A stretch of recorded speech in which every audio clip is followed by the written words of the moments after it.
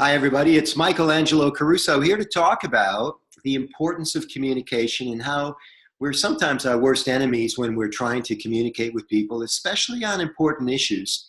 I want to tell you a story about a friend of mine who unfortunately had to go into the hospital recently. She was in the hospital for about 15 hours. Everything's fine. Thanks for asking. She's now released and healthy again. The reason that she went in is not important, but it is worth discussing her experience with the staff and medical people at the hospital. So during her 15 hours in the hospital, she was in 3 locations. She checked in through ER. They took her then to what they call OBS or observation room. And then they actually admitted her, even though she was just there for 15 hours. So she met during that time frame 20 or 30 medical professionals.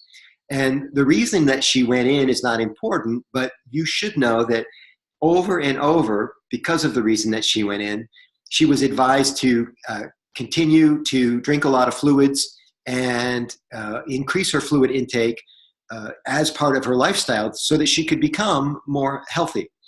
And so I have no doubt that these medical professionals wanted to help her get better. They had her best interest in mind.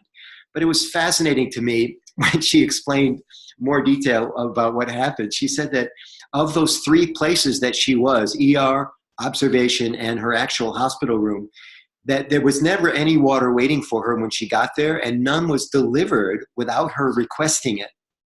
To make matters a little bit worse, she was following their verbal instructions and just drinking the glass of water every time they brought it, but she constantly had to ask them for a refill on the water. Nobody ever brought her a pitcher of water or offered to refill it without her actually asking them to.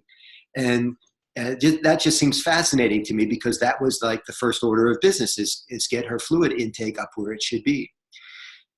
Perhaps most interesting of all, when my friend checked out of the hospital and actually got home, she didn't feel the best yet. She's still recovering from the drama and the trauma of the day. And she knows that you can do kind of a field test for your own dehydration level by pinching the skin on the top of your hand, because if it forms a tent, or if it's slow to go back down into the surface of your hand, that you're probably dehydrated.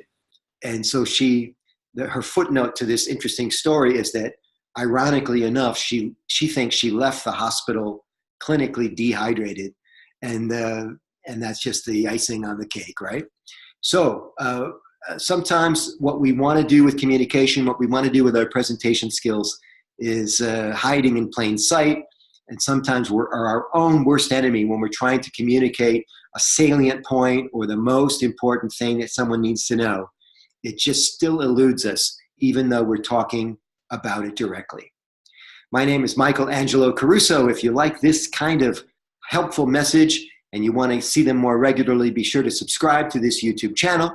And of course, more information is available at my website on my blog at michaelangelocaruso.com. Thanks, everybody. Feel free to comment on a recent experience that you've had with poor communication, poor customer service, or just a bad experience in the hospital. And I'll see you soon. Thanks very much.